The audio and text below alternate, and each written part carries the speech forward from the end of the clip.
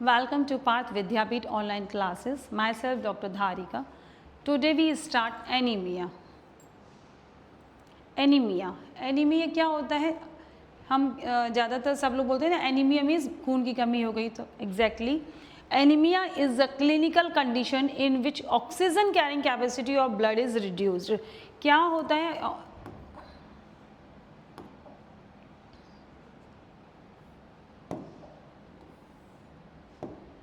Anaemia क्या है? Blood की डेफिशिएंसी तो होती है एग्जैक्टली, बट इसमें होता क्या है, ऑक्सीजन कैरिंग कैपेसिटी जो होती है ब्लड की वो रिड्यूस्ड हो जाती है.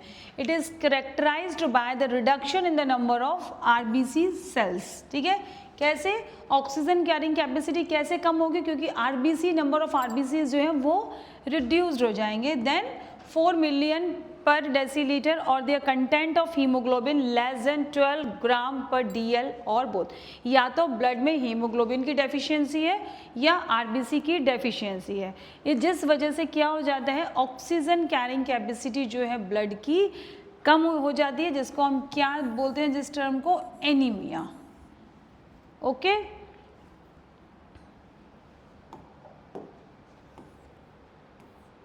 ग्रेडिंग. अब कैसे बोले एनीमिया? हमने बोल दिया कि एनीमिया मीन्स ब्लड की deficiency.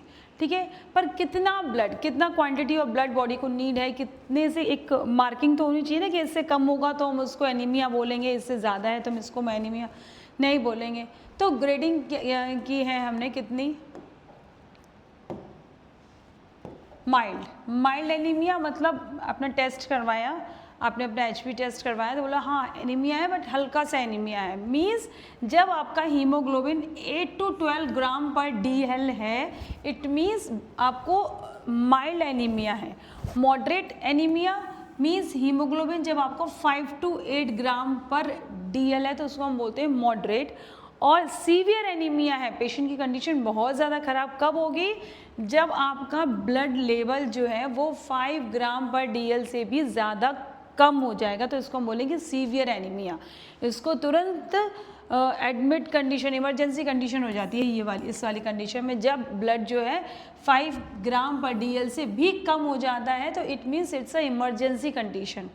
Okay, mild anaemia, moderate anaemia और सीवियर एनीमिया. माइल्ड एनीमिया आप मेडिसिन से ठीक कर सकते हैं, आपको बहुत है एनीमिया है पर बहुत ज़्यादा एनीमिया नहीं है, आप थोड़ा सा अपना डाइट को ठीक करेंगे, कुछ मेडिसिन लेंगे तो it will be cure. Moderate anaemia भी सेम माइल्ड की तरह है, इसमें आपको थोड़ा सा ज़्यादा डाइट का भी ध्यान देना पड़ेगा, अपनी लाइफ स्टाइल को ध्यान देना पड़ेगा, मेडिसिन लेनी पड़ेंगी और it is also will be cure. But severe anaemia it will never cure with medicine. ठीक है, इसमें आपको ब्लड लेना ही पड़ेगा, इसमें ब्लड चढ़ाया जाता है इस वाली कंडीशन में. Okay, classification. अब एनीमिया जो है कितने टाइप का होता है? तो ये एटियोलॉजिकल या हम जैसे एक होता है एटियोलॉजिकल क्लासिफिकेशन और दूसरा होता है मॉर्फोलॉजिकल क्लासिफिकेशन. ठीक है, यदि हम एनीमिया देखें तो ये 2 टाइप के एनीमिया होता है, इसका classification aetiological and another one is morphological. तो what is the difference between aetiological and morphological? Aetio means होता है कॉज.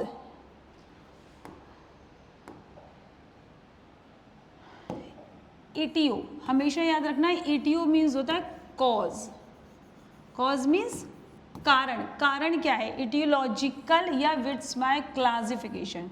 इटियोलॉजिकल क्लासिफिकेशन मीन्स जो ब्लड की कमी हो रही है वो क्यों हो रही है.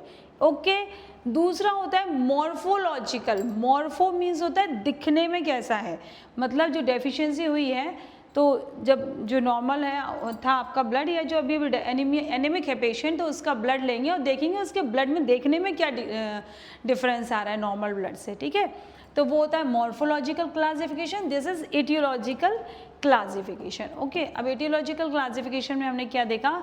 This is based on the cause of anaemia. ठीक है, this is based on the cause of anaemia. Aetiological means cause क्या है, जैसे मैंने बताया ना आपको कॉज. ठीक है, कॉज क्या है इसको बोलते हैं. ठीक है, first is hemorrhagic anemia. First is hemorrhagic anemia. Hemorrhagic means loss of blood.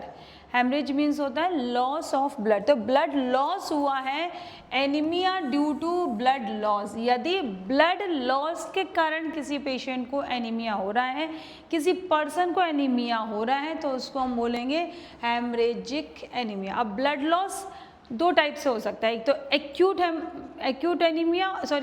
Haemorrhagic anaemia और क्रॉनिक हेमरेजिक एनीमिया। एक्यूट और क्रॉनिक आप सब लोग बहुत अच्छे से जानते होंगे। एक्यूट और क्रॉनिक क्या होता है, जानते हैं ना सब। एक्यूट मीन्स कोई भी चीज़ जब सडन होती है, सडन एकदम से हुआ, अभी तक आप बिल्कुल ठीक थे, कोई भी चीज़ सडन, कोई डिसीज़ हो जाए, कुछ भी हो जाए सडन, तो उसको हम बोलते हैं एक्यूट। और जो कोई लॉन्ग टर्म से कोई डिसीज़ चली आ रही है धीरे धीरे धीरे करके, उसको हम बोलते हैं क्रॉनिक। तो acute means sudden loss of blood, एकदम से ब्लड का लॉस हुआ, मतलब कल तक एनीमिक नहीं थे, अब तुरंत एनीमिक हो गए। तो एग्जाम्पल बताओ इसका, सोचिए। एक्सीडेंट, यस एक्सीडेंट का केस हो सकता है, पेशेंट का एकदम से किसी भी रीज़न से रोड एक्सीडेंट हुआ या कुछ भी एक्सीडेंट हुआ, उसका एकदम बहुत सारा ब्लड लॉस हो गया, तो पेशेंट कैसा हो जाएगा, एनीमिक हो जाएगा। क्रॉनिक मीन्स बहुत टाइम से ब्लड लॉस हो रहा है, मतलब पेशेंट को कोई ऐसी डिसीज़ थी, पर्सन को कोई ऐसी डिसीज़ थी जिसमें उसका धीरे धीरे धीरे करके ब्लड लॉस हो रहा हो। फॉर एग्जांपल किसी को नोज़ ब्लीडिंग होती है ना, नाक से खून आता है बहुत टाइम से, अब डेली यदि थोड़ा थोड़ा 1-2 दिन छोड़ के भी अगर थोड़ा भी ब्लड लॉस हो रहा है, तो एक दिन ऐसा आएगा कि बहुत ज़्यादा ब्लड लॉस उसका हो चुका हो। क्यों? क्योंकि ब्लड इतना बनता नहीं है जितना उसका लॉस हो रहा है, तो वो भी एनीमिक हो जाएगा पेशेंट। या उसको कोई अल्सर है, पेप्टिक अल्सर है, तो पेप्टिक अल्सर तो जीआईटी के ट्रैक्ट पे होता है, तो भी उसको हो सकता है ब्लीडिंग हो रही हो। ओके, पाइल्स, हीमोरॉइड्स जिसको बोलते हैं पाइल्स, इस केस में भी ब्लीडिंग होती है। तो डेली जब वो बोलेगा कि आपको ब्लीडिंग होती है, हाँ जब भी मैं मोशन जाता हूँ मेरे को थोड़ी सी ब्लीडिंग होती है, थोड़ी सी होती है, लेकिन वो थोड़ी करके भी यदि आपको 2-3 महीने से हो रही है, 4-5 महीने से हो रही है, तो कितना ब्लड लॉस हो गया होगा। Worm infestation, peptic ulcer during menstruation, किसी का यदि जो नॉर्मल मेंस्ट्रुएशन साइकिल जो होती है 7 to 8 दिन की, यदि उसका एक्सेसिव ब्लड लॉस होता है, वो है ना, तो एक्सेसिव लॉस ऑफ ब्लड हो रहा है, तो वो भी पर्सन जो है वो जो फीमेल है वो एनीमिक कंडीशन में जा सकती है। तो ये था हमारा हेमरेजिक एनीमिया। ठीक है, हेमरेजिक एनीमिया समझ आया सबको। Aetiological anaemia, aetiological means, aetio means cause, तो फर्स्ट कारण था एनीमिया का हेमरेज, किसी भी रीज़न से ब्लड का लॉस होना, उसको बोलते हैं haemorrhagic anaemia.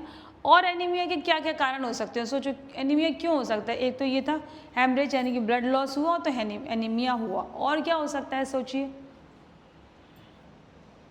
Second is dietary deficiency, second is dietary deficiency, इसको हम न्यूट्रिशन डेफिशिएंसी एनीमिया भी बोल सकते हैं। ठीक है, डाइटरी डेफिशिएंसीज या न्यूट्रिशन डेफिशिएंसी एनीमिया, मतलब आपकी डाइट में कमी है।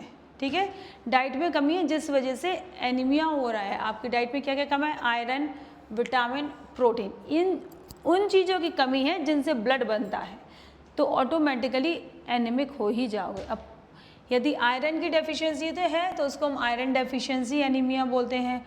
प्रोटीन की डेफिशिएंसी से है तो उसको हम प्रोटीन डेफिशिएंसी एनीमिया बोलते हैं। सॉरी, विटामिन की डेफिशिएंसी से है और प्रोटीन की डेफिशिएंसी है तो प्रोटीन डेफिशिएंसी एनीमिया।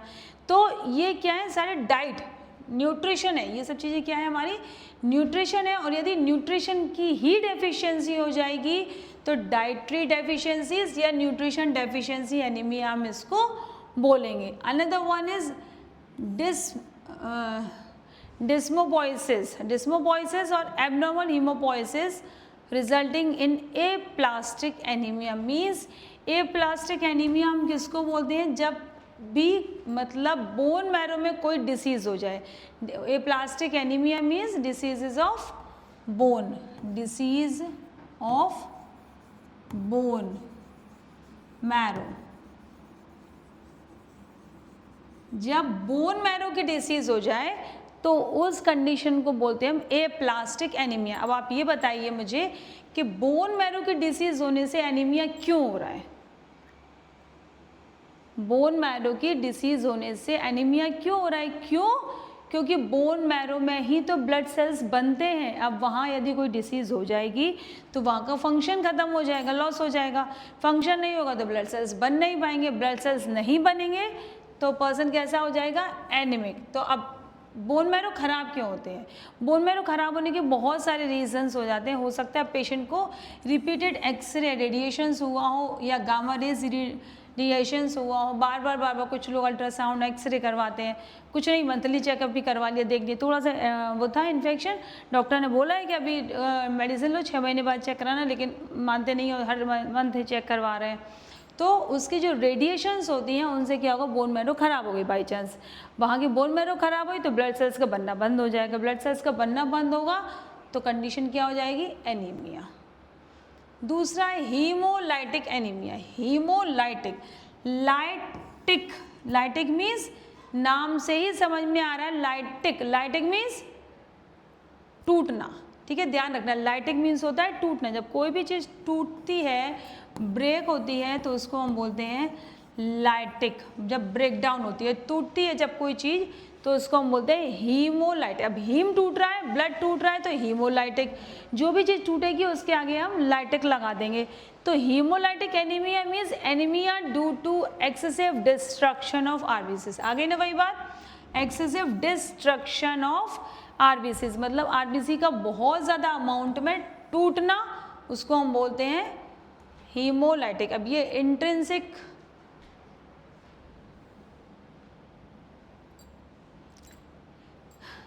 इसके कुछ इंट्रिंसिक डिफेक्ट्स भी होते हैं।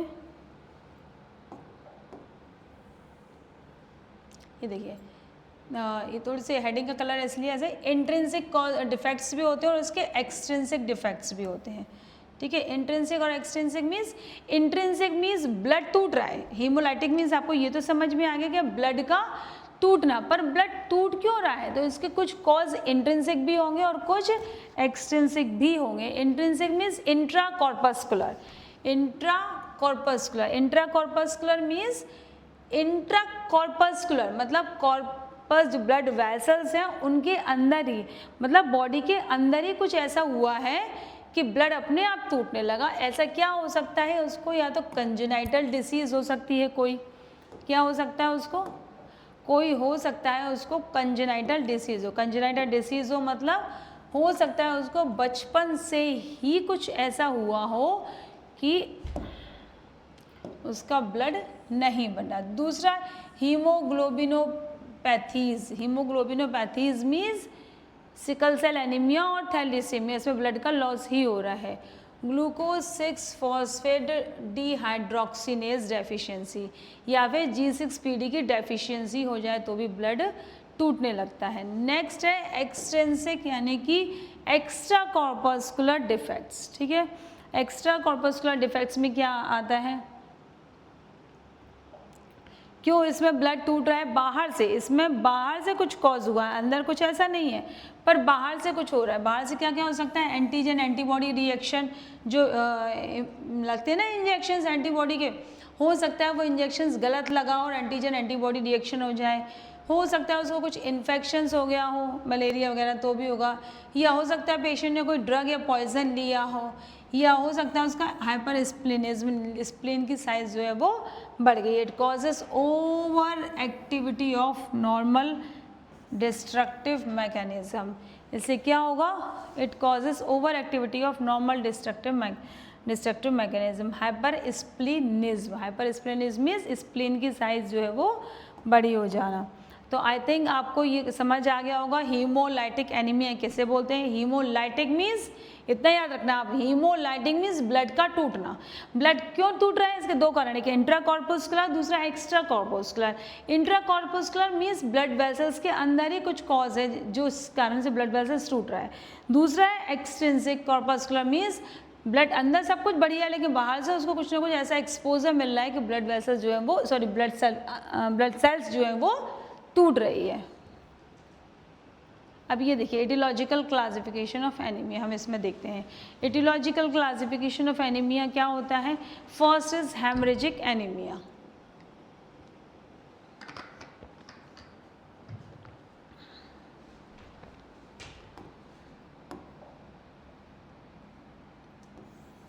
हेमरेजिक एनीमिया, हमने नाम से देखा अभी, हेमरेज मीन्स ब्लड का loss, excessive loss of blood by internal और एक्सटर्नल ब्लीडिंग।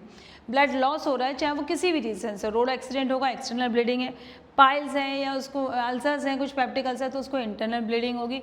तो excessive loss of blood by external loss और इंटरनल लॉस कोई भी हो, ये दो टाइप के हो जाते हैं, एक्यूट और क्रॉनिक। एक्यूट में जो है नॉर्मोसिटिक नॉर्मोक्रोमिक होता है, क्रॉनिक में माइक्रोसिटिक हाइपोक्रोमिक होता है। ये क्या होता है अभी हम मॉर्फोलॉजिकल वाले में देखेंगे। Next is haemolytic anaemia. Haemolytic, lytic means फिर से ब्लड टूट रहा है। ब्लड क्यों टूट रहा है, इससे कुछ एक्सट्रिंसिक कॉज है, कुछ इंट्रिंसिक है। इंट्रिंसिक में तो आप याद रखो सिकल सेल एनीमिया और थैलेसीमिया।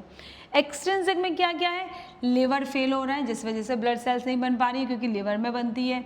रीनल फेलियर, क्यों क्यों क्यों क्योंकि ब्लड अब किडनी इतनी इस लायक नहीं है कि आपके ब्लड को फिल्टर कर सके, तो ब्लड टूटेगा। हाइपर स्प्लिनिज्म, बर्न का केस है, इन्फेक्शन का केस है, ड्रग्स है, पॉइजनिंग, प्रेजेंस ऑफ इंसा एग्लूटिनेट लाइक एंटी RH और auto immune disease. Auto immune haemolytic anaemia due to rheumatoid arthritis and ulcerative colitis. तो ये थे इसके एक्सट्रिंसिक और इंट्रिंसिक कॉज जिसको हम बोलते हैं haemolytic anaemia.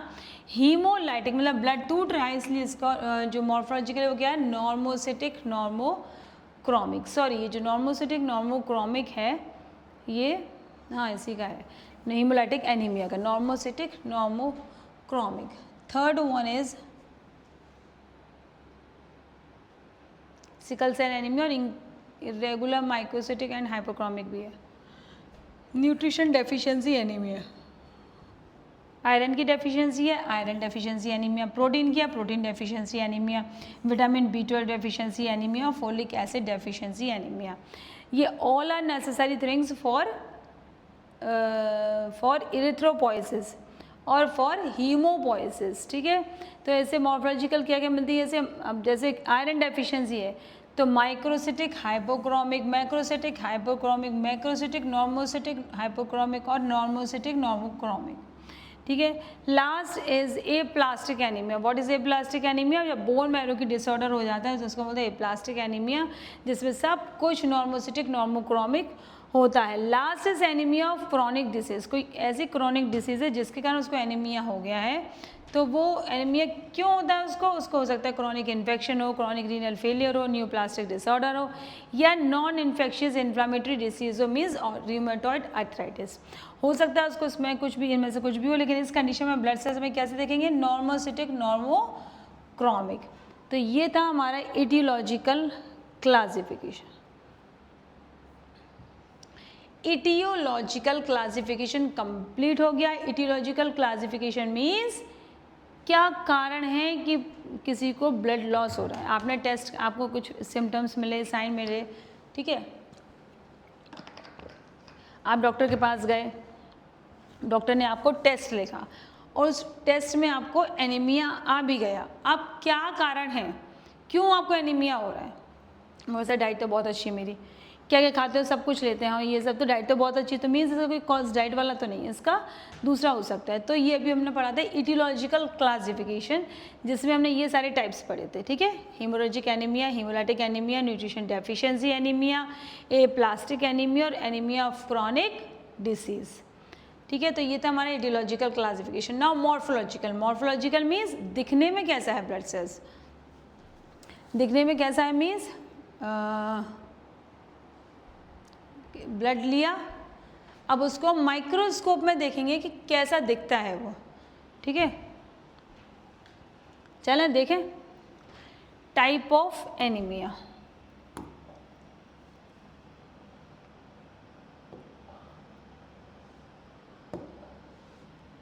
Normocytic normochromic, type of anaemia.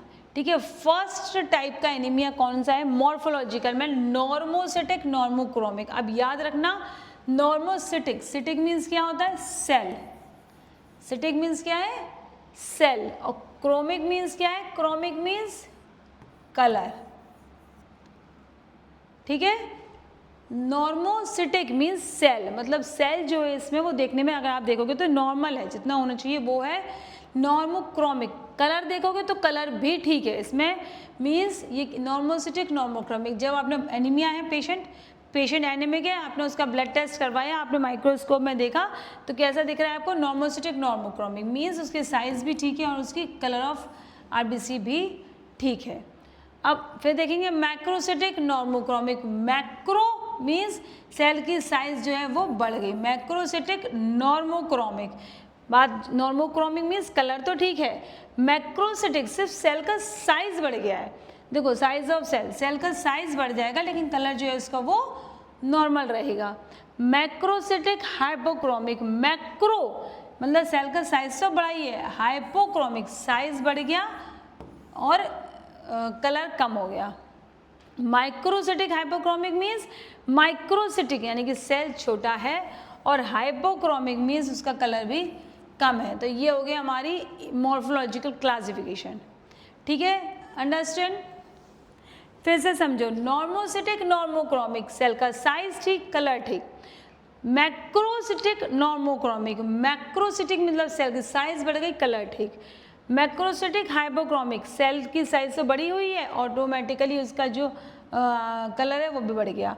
Microcytic hypochromic, micro cell की साइज छोटी है लेकिन और उसका कलर भी कम है, ठीक है।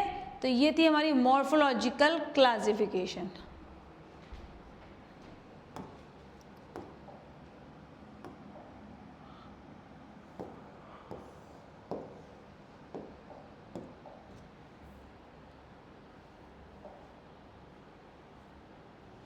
Last, sign and symptom of anaemia.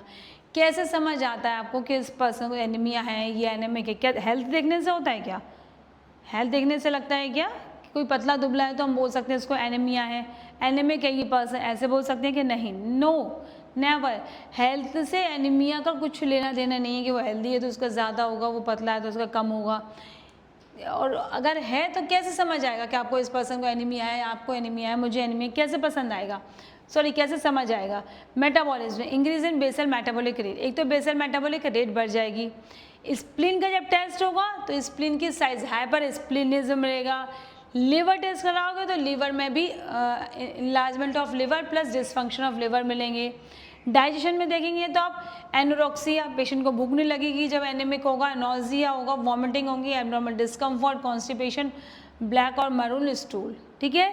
ये सब पता है आपको कि डाइजेशन प्रॉपर नहीं होता तो ये सारी चीज़ें होती ही होती है। एनोरेक्सिया हो जाएगा, पेशेंट को भूख नहीं लगेगी, एंड नॉजिया, उसको जी घबराएगा, वॉमिटिंग, उसको उल्टी होंगी, एब्डोमिनल डिस्कम्फर्ट होगा, ब्लैक और मरून स्टूल होगा, कॉन्स्टिपेशन होगा। किडनी में देखा जाए तो disturb renal function, albuminuria, disturbed renal function, renal के फंक्शन टोटली खराब हो जाएंगे जब renal function, disturb renal function, albuminuria, तो एल्बुमिन का लेवल जो है वो यूरिन के लेवल में बढ़ जाएगा। Disturbance of menstrual cycle in female, जो फीमेल की जो मेंस्ट्रुअल साइकिल है उसमें डिस्टर्बेंसेस आ जाएगा, क्या? मेनोरेजिया, ऑल्गिमेनोरिया और एमिनोरिया, ठीक है। स्किन में अगर हम देखे जाएँ तो स्किन बिकम पेल और येलो थिन, स्किन बिल्कुल पेल, आप देखते हैं ना स्किन कैसे पीली पीली हो रही है, पीलिया होगा। पेलनेस देखा जाए तो more prominent in buccal and pharyngeal area, यदि आप येलोनेस देखना चाहते हैं तो आपको कहाँ देखेगी? बक्कल और फ्रेंजियल एरियाज में। हार्ट में देखा जाए तो tachycardia, increase heart rate, increase cardiac output, dilatation of heart, cardiac murmur, angina and heart attack. Lungs की बात करें तो hyper ventilation, dyspnea, shifting of O2 and dissociation, curve to right. Hyper ventilation means hyper ventilation, dyspnea mean deficiency of oxygen हो जाता है तो patient dyspnoea condition में नहीं चला जाता, वही कंडीशन होगी। हेडेक और lack of concentration, restlessness, irritability, drowsiness, vertigo and fainting. And last is weakness, weakness क्या? Easily fatigued, lack of energy, patient बहुत जल्दी जल्दी थक जाता है, थोड़ा सा भी उससे आप कुछ काम की कहोगे तो थक गया है ना, कुछ आप जरा से आपने कुछ काम कर लिया थक गए, बहुत काम कर लिए तो जरा से में थक जाता है। क्यों थक रहा है वो? क्योंकि उसको एनीमिक है पेशेंट, ठीक है। तो एनीमिया आप सबको अच्छे से समझ आ गया, एनीमिया क्या होता है? Anaemia means reduce blood carrying capacity, ठीक है, ड्यू टू ब्लड लॉस और ड्यू टू ब्लड लॉस या आरबीसी लॉस, किसी भी रीज़न से होगा, बट आरबीसी जो ब्लड है उसकी ऑक्सीजन कैरिंग कैपेसिटी कम होगी जिस वजह से हम उसको एनीमिया बोल रहे हैं। ओके, ठीक है। हम्म